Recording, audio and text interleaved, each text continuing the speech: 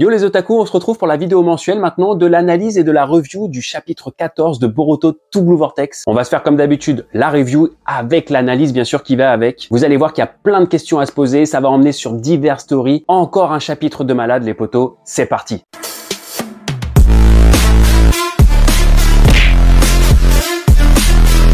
Le chapitre 14 porte le titre de Devoir. Vous allez comprendre pourquoi il s'appelle comme ça. Vous verrez, c'est super logique. Et en couverture, on retrouve Kashin Koji. Alors moi, j'ai pas compris pourquoi c'était Kashin Koji qui était en couverture. On ne le voit pas du chapitre. Il y a peut-être un sens caché, peut-être que ça m'a pas sauté encore à l'esprit, mais qu'on découvrira ça peut-être plus tard au travers de diverses théories. Et le chapitre, bien sûr, commence comme le chapitre 13 était terminé. Donc Boruto est fait prisonnier par Konoha. Il se retrouve en salle d'interrogatoire auprès de Konohamaru et de Hibiki. Vous savez, le petit sadique là qui aime bien interroger les gens là. Donc on apprend finalement que Himawari a pu soigner les blessures de Boruto, même si ce passage-là, on l'a pas vu, hein. C'est Konohamaru qui nous l'explique. Boruto porte les fameuses menottes qui ont été construites par Amado pour empêcher celui qui est dans les menottes de pouvoir faire des jutsu. Et la première chose que Boruto fait, c'est de demander des nouvelles des personnes qu'il aime. Oui, Boruto, vous voyez, c'est la classe, il pense pas à lui en premier. Et Konohamaru est cool, il lui donne des nouvelles, il lui répond, il lui dit que Himawari, Sarada et les autres vont bien et que les Shinju se sont enfuis et qu'ils ne détectent plus le chakra. En tout cas, le chakra n'est pas à l'intérieur de Konoha, donc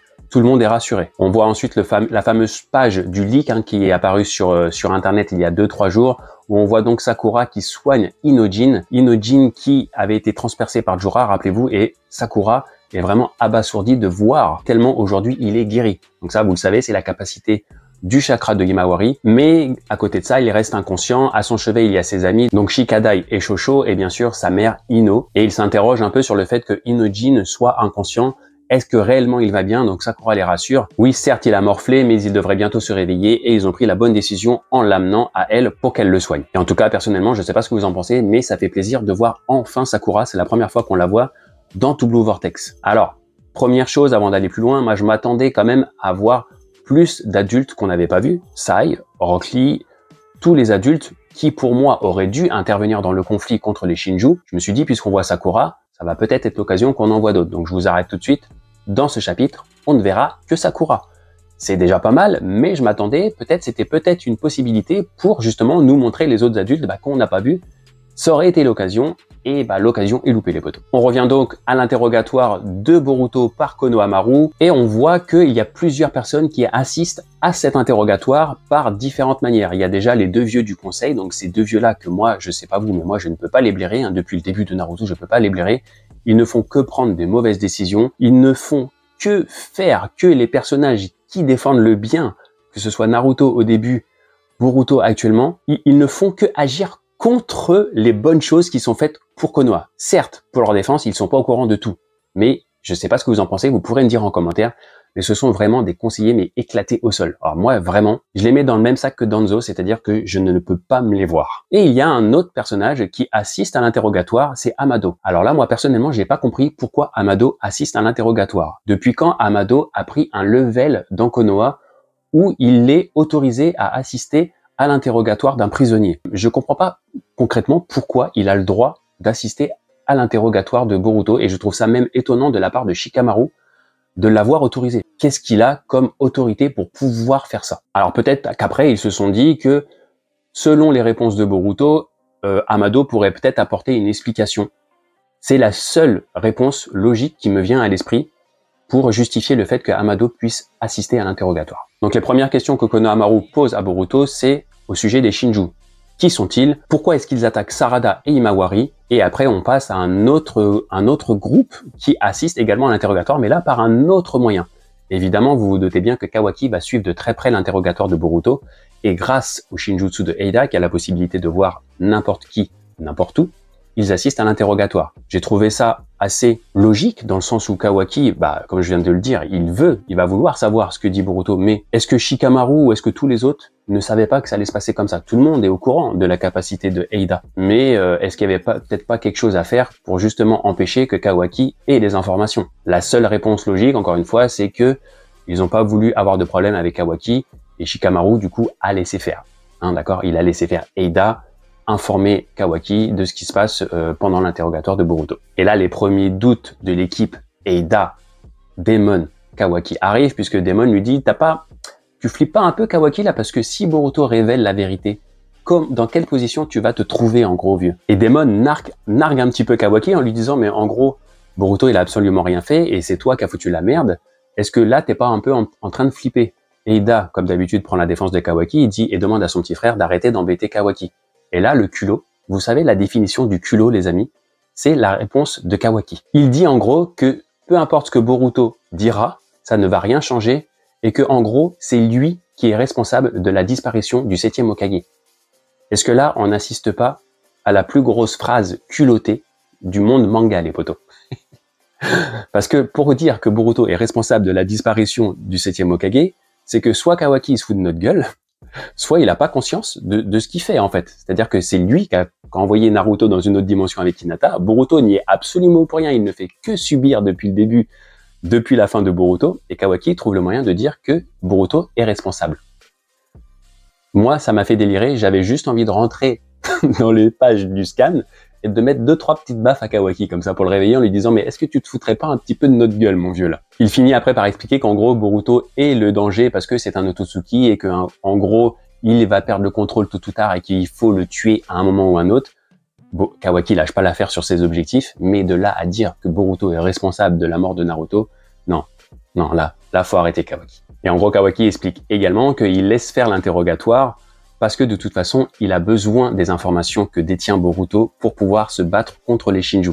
Donc c'est pour ça qu'en gros, il assiste à l'interrogatoire via le Shinjutsu de Eida et il espère avoir les infos qui lui manquent en fait, parce que concrètement, il sait très bien que face au Shinju, il ne fait pas le poids. Il se dit peut-être que avec de plus amples informations, parce qu'il a bien vu que Boruto savait des choses que lui ne sait pas, il pourra peut-être essayer de faire quelque chose. On a ensuite un petit plan sur Mitsuki qui nous montre que il n'écoute pas ce qui est en train de se passer, mais on comprend concrètement qu'il va avoir un petit rôle à jouer, vous verrez par la suite. Et c'est bien parce que du coup, dans ce chapitre, on revoit un peu tous les persos qu'on a vus depuis le chapitre 1 et qui ont fait des petites apparitions, des petits rôles, et que depuis on n'a pas revu. Et là, dans ce chapitre 14, on les revoit tous petit à petit, et tous vont avoir leur propre rôle. On revient à l'interrogatoire, et en gros, Boruto a fini d'expliquer que ce sont les Shinju, que ce sont des êtres tirés de Jubi, et qu'ils ont maintenant, contrairement à Jubi avant, une propre conscience. En gros, Jubi avant, il avait un seul objectif, c'était de becter un Otsutsuki, de créer l'arbre divin et en gros de mettre fin au monde.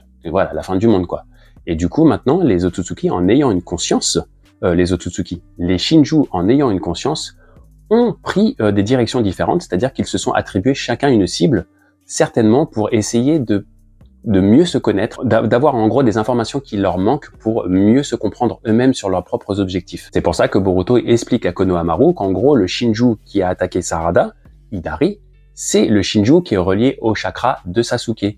Et il explique également qu'il y a plusieurs Shinju qui sont dans le même cas et qu'il y en a un, Matsuri, la fille du coup, qui est elle reliée au chakra de Moegi. Et il met en garde Konohamaru en lui disant attention Sensei, j'adore Boruto parce qu'il continue à utiliser le terme Sensei, beaucoup de respect malgré la situation dans laquelle il se trouve et ça je trouve vraiment ça très classe tout simplement. Et il lui dit en gros Konohamaru Sensei attention parce que la cible de Matsuri c'est vous. Et Amado a parfaitement compris en gros le but des Shinju. Il capte que les Shinju sont Jubi en gros mais avec une conscience et que donc ils sont à la recherche d'informations intellectuelles qui expliqueraient les changements émotionnels qu'ils ont pu ressentir depuis leur création en fait. Et enfin Boruto reprend son explication sur les Shinju en parlant du plus dangereux, en parlant de Jura, en expliquant à Konohamaru que lui n'est pas relié à un être de chakra, qu'il est directement l'incarnation même de Jubi et qu'il est l'investigateur de tout le danger qui a été créé au sujet des Shinju et qu'en gros, pour arrêter les Shinju, il faudrait tuer Jura.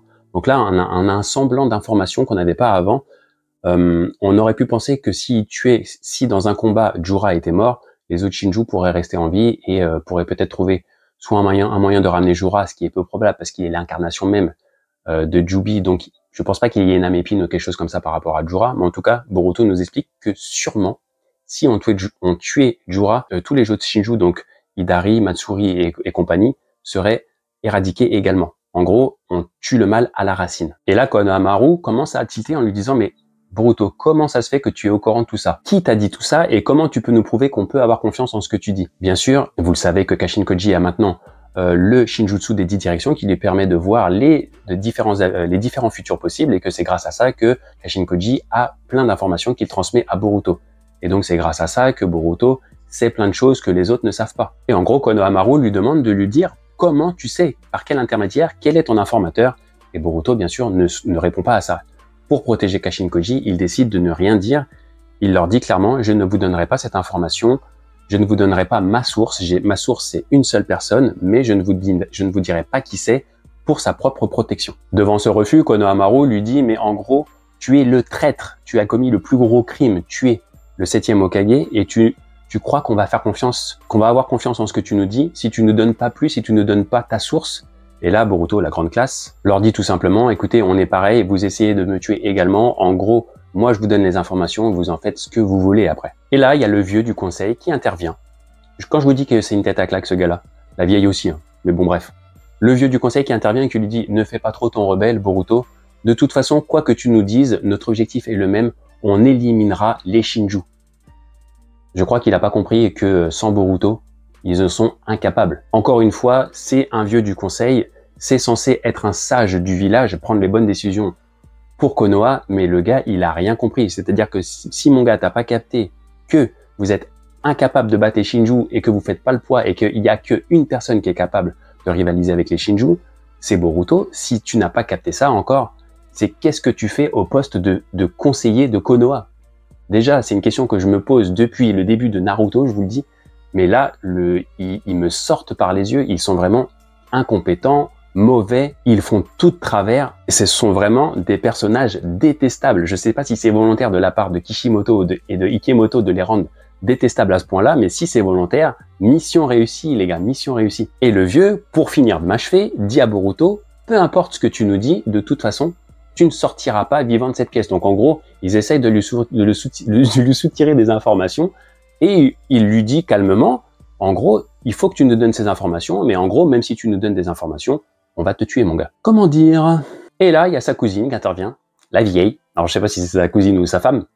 On va dire que c'est sa cousine, parce que ça lui va bien, qui intervient également et qui dit à Boruto, écoute Boruto, moi je vais te poser une question. Pourquoi est-ce que tu as tué le 7e Hokage? Pourquoi est-ce que tu as tué Naruto Uzumaki? Enfin, une question intelligente de la part de ces deux conseillers, enfin en tout cas de la vieille. Et là, on a un petit flashback, parce que oui, on pouvait s'attendre à ce que Boruto balance, même si honnêtement, vous et moi, on savait que Boruto n'allait pas balancer. Parce que s'il avait voulu balancer, il l'aurait fait depuis le début. Mais on a un petit flashback qui nous explique également pourquoi Boruto ne va pas balancer son frère Kawaki. Parce que Shikamaru lui a demandé. Il lui a dit, Boruto, j'ai besoin que tu endosses encore le rôle du meurtrier du 7e Hokage. Il ne faut pas que tu parles de Kawaki parce qu'on ne peut pas à la fois gérer une crise Shinju et gérer une crise Kawaki. En gros, ça confirme ce que je disais depuis le début. Shikamaru est conscient que Kawaki assiste à l'interrogatoire avec l'œil de Eida. C'est totalement logique de la part de Shikamaru de savoir ce genre de choses. Et forcément, si Boruto balance Kawaki, Kawaki va direct intervenir, sauter dans la pièce et ça va être la guerre civile à Konoha. Et ça, Shikamaru veut pas que ça se passe comme ça, clairement. Donc, il demande au préalable, dans un flashback, avant que Boruto ne se fasse interroger, il demande à Boruto de garder le secret et d'endosser le rôle du méchant encore. Et bien évidemment, comme vous vous en doutez, Boruto lui dit, de toute façon, c'est ce que je comptais faire. Et là, il y a un des passages les plus importants du chapitre qui arrive. Par rapport à l'omnipotence. Vous vous rappelez, les potos, qu'on a dit que l'omnipotence rebootait le cerveau des personnes. C'est-à-dire que les personnes qui ont été touchées par l'omnipotence pense que Boruto est Kawaki et que Kawaki s'appelle Kawaki Uzumaki et donc il a pris la place de Boruto en tant que fils officiel de Naruto. Et les gens pensent également que Boruto a tué le 7e Hokage et Hinata. Ça, c'est le pouvoir de base de l'omnipotence. Mais on a appris dans les chapitres précédents également que si une personne connaissait la vérité, l'omnipotence rebootait le cerveau et du coup lui faisait oublier la vérité qu'il venait de découvrir. C'est ce qui se passe avec Shikamaru ici, les potos, et c'est super important. Et là, vous allez voir que Shikamaru est un GOAT. On le savait, vous le savez, mais là, ça se confirme. Du coup, il y a Shikamaru qui commence à se dire, on voit qu'il a un combat intérieur, on sent que l'omnipotence essaye de rebooter le cerveau, mais Shikamaru est trop puissant, les amis. Il fait face à un vrai combat intérieur par rapport à Kawaki, en se disant, attends, je suis en train de croire Boruto, mais qu'est-ce qui se passe? Et lui-même ne comprend pas pourquoi son cerveau réagit comme ça. Il ne comprend pas son raisonnement, mais il dit, en gros, attends, c'est Boruto Uzumaki. Je ne sais pas pourquoi, mais j'en suis sûr que c'est Boruto Uzumaki. Et forcément, si c'est lui, Boruto Uzumaki, tout prend sens. Donc il a de nouveau ce combat qu'il avait eu dans le passé, en prenant conscience qu'il y avait quelque chose qui n'allait pas dans ses souvenirs. Là, on assiste totalement à ce qui est en train de se passer, le reboot de l'omnipotence, mais Shikamaru, grâce à son intelligence ultime, qui arrive à le combattre, qui arrive à combattre le reboot de l'omnipotence. Et là, il dit, ce gars-là est Boruto Uzumaki, j'en suis sûr, et je ne peux pas le laisser mourir. Shikamaru, c'est un goat, les potos. C'est pas possible. Il n'y a pas d'autre mot. Et là, Boruto la joue fine parce qu'il dit concrètement que le 7e est toujours en vie avec sa femme. C'est assez intelligent parce que du coup, il repousse ce rôle d'assassin du 7e Hokage tout en laissant l'innocence de Kawaki présumée. Et bien sûr, les deux vieux pètent un câble et disent, mais alors, s'ils sont en vie, dis-nous où ils sont. Et Boruto refuse totalement. Il leur dit, je ne vous dirai rien d'autre. Beau gosse, Boruto. Bien sûr, le vieux et la vieille croient que Boruto est en train de mentir et Boruto s'explique en disant qu'il n'a fait que dire la vérité mais qu'il ne dira rien d'autre. Et là, c'est Hibiki qui intervient, les potos. Hibiki s'approche et dit, enfin, depuis le temps, ça fait 3 ans que j'attends ce moment, ça fait 3 ans que je frissonne à l'idée de pouvoir te défoncer, mon petit Boruto. Et Boruto, beau gosse, le regarde et lui dit, mais tu as dû donc bien t'ennuyer pendant 3 ans si t'étais focalisé que là-dessus. Mais il est vraiment trop fort, Boruto, je vous jure. Sauf qu'au moment où Hibiki, justement, s'apprête à défoncer Boruto, parce que ça le démange concrètement, on voit Shikamaru qui demande à Ino d'intervenir. Il lui dit, Ino, mets-moi une relation avec Boruto. Il faut que la ligne soit vraiment sécurisée. Ça ne peut concerner que Boruto et moi. Et Ino refuse, en lui disant, on n'a pas le droit de faire ça, je l'ai déjà fait une fois, tu enfreins trop les règles. Cette fois-ci, Ino ne suivra pas Shikamaru. Bon, je suis un petit peu déçu de la part d'Ino, mais concrètement, elle ne fait que suivre les règles. Et elle n'a pas l'intelligence de Shikamaru, donc elle subit l'omnipotence de plein fouet. Et pour elle, Boruto est clairement le méchant de l'histoire. Et elle n'aidera pas Shikamaru à enfreindre les règles contre Konoha. Donc, le point de vue d'Ino se défend concrètement, les potos. Et là, on retourne à l'interrogatoire et Hibiki commence à défoncer Boruto. Il lui éclate la tête dans la table. Boruto a le nez en sang et tout. Il lui met une grosse droite. Boruto part sur le côté et après, il lui met un gros coup de poing dans le ventre. Ouais, ça fait mal au cœur. Ça fait mal au cœur de voir Boruto se faire défoncer comme ça, surtout quand tu sais qu'il a rien fait. Boruto encaisse. S'il encaisse, je pense qu'il lui en faut beaucoup plus que ça, même si vraiment, en tant que lecteur et en tant que personne qui adore Boruto, ça fait mal au cœur, vraiment. Et là, Shikamaru intervient. Il peut pas laisser Boruto se faire défoncer parce que concrètement, Hibiki allait continuer à le défoncer jusqu'à temps qu'il parle. Et puisque vous et moi, on sait que Boruto ne parlera pas, forcément, Hibiki, à un moment, il aurait vraiment fait mal quand même à Boruto, parce que ça a beau être Boruto. Donc Shikamaru intervient, il dit, c'en est assez, de toute façon, vous aurez beau le taper et le retaper et le retaper, Boruto, il ne parlera pas. Il dit, on va changer de méthode, on va utiliser le poison, faites venir Mitsuki. Et là, vous le voyez venir, le truc de Goat ou pas? Konohamaru a quand même de gros doutes sur la décision de Shikamaru en lui disant, mais attends, Mitsuki, ça fait un bail qu'il a envie de défoncer Boruto, est-ce que t'es sûr que c'est très intelligent ce que t'es en train de faire? Il va lui sauter à la gorge, il va le défoncer, et puis Boruto sera mort et on n'aura aucune information. Et Shikamaru, concrètement, va au bout de son plan et leur dit, laissez-moi faire, je prendrai les responsabilités s'il y a un problème, faites venir Mitsuki, les potos. Pendant ce temps-là, il y a Eida, Demon et Kawaki qui sont quand même assez sur le cul de voir que Boruto ne balance pas Kawaki. On a une petite image de Kawaki, toujours avec ces 3 petits points là, vous savez, dans la bulle avec les points en disant il y a rien d'écrit, mais ça veut dire gros. Ça montre que Kawaki ne trouve pas ça normal que Boruto ne dise rien. Est-ce qu'il serait pas en train de comprendre qu'il y a quelque chose qui se trame derrière? Je pense que le fait que Shikamaru soit au courant de la vérité, ça va pas durer encore longtemps. Il y a trop d'images comme ça de Kawaki qu'on voit qui résonnent, qui constate que la situation est anormale. Il va forcément se douter à un moment que Boruto a un allié, ou qu'en tout cas, il y a quelque chose qui se trame en dessous, parce que c'est pas normal. On retrouve ensuite Mitsuki qui arrive et qui est prêt à rentrer dans la pièce, et Shikamaru dit quelque chose de super important. Il lui dit, Mitsuki, n'oublie pas, tu es un ninja, la mission avant tout. Contrôle tes émotions et tâche de remplir ton devoir. Et en gros, Mitsuki rentre dans la pièce, et Boruto direct le provoque. Alors mon imbécile, est-ce que tu es toujours à la recherche de ton soleil? Et là, ça ne loupe pas, Mitsuki pète un câble, il se met en mode Sénine des serpents et il saute à la gorge de Boruto. Et moi, personnellement, en lisant ça, je me suis dit, c'est trop facile. Il y a quelque chose qui se passe. Ça se passe trop comme ça devrait se passer, il y a forcément un rebondissement qui arrive. Et oui, les potos, il y a un rebondissement. Parce que du coup, Boruto est projeté contre le mur avec ses menottes, il a les mains dans le dos, et on voit une petite image d'un serpent qui sort de la manche de Boruto, donc qui a été introduit par Mitsuki à l'instant, et il y a une espèce de petit voyant au niveau des menottes. On sait pas trop c'est quoi, mais du coup, on voit le serpent qui commence à aller vers ce voyant et les menottes s'ouvrent. Et là, l'image est très parlante. Il y a Mitsuki qui est contre Boruto en train de le tenir et il lui dit à voix basse, en gros, où sont ses affaires et qu'il y a 2 ninjas dans cette pièce. Boruto utilise sa technique Arashin et s'en va. Mais là, on peut se dire, donc, c'est que Mitsuki a pris le parti de Boruto depuis qu'ils se sont affrontés. Vous vous rappelez quand ils se sont affrontés et que Boruto lui a mis le doute sur son soleil et qui lui a dit, quand tu auras pris conscience que c'est moi ton soleil, eh ben, reviens me voir. On se dit, mais là, donc Mitsuki, c'est qu'il a pris conscience. On a vu qu'il avait des doutes que Kawaki est réellement son soleil. Il y avait quelque chose qui n'allait pas avec Boruto. Il constate que Boruto est un être de lumière. Donc là, on se dit, ça y est, Mitsuki, il a pris conscience. Il va rejoindre Boruto, les potos. Mais on voit encore un petit flashback. On voit que Shikamaru, c'est lui qui lui a demandé de libérer Boruto. Il lui a donné le code des menottes. Et quand il lui a dit, fais ton devoir de ninja, ça veut dire que Shikamaru sait que Mitsuki est du côté de Boruto, sinon c'est pas lui qui l'aurait appelé, il aurait appelé une autre personne, on est d'accord. Donc là, ici, il a appelé Mitsuki, c'est pas un hasard, il a appelé Mitsuki parce qu'il a capté que Mitsuki avait des doutes par rapport à Kawaki et que Mitsuki était un petit peu dans le flou et un petit peu du côté de Boruto. C'est pour ça qu'il lui a donné le code et qu'il lui a dit remplis ta mission, qui est de libérer Boruto. Et là, il se passe un truc de fou, les potos. Peut-être la révélation du chapitre, parce que vous savez que les chapitres de Boruto to Blue Vortex se finissent toujours sur une grosse révélation. C'est un peu comme une fin d'épisode de Game of Thrones. On retrouve Shikamaru donc quelques temps après, quelques minutes après dans son bureau. Il y a Sarada et Sumire qui rentrent pour demander des nouvelles de Boruto. Je vous ai dit que dans ce chapitre, on voyait vraiment tous les personnages. Sauf qu'ils sont interrompus par un appel entrant. C'est Kankuro, les potos. Et là, il explique à Shikamaru, Kankuro, j'ai besoin d'aide, Suna vient de se faire attaquer, Gaara a été vaincu.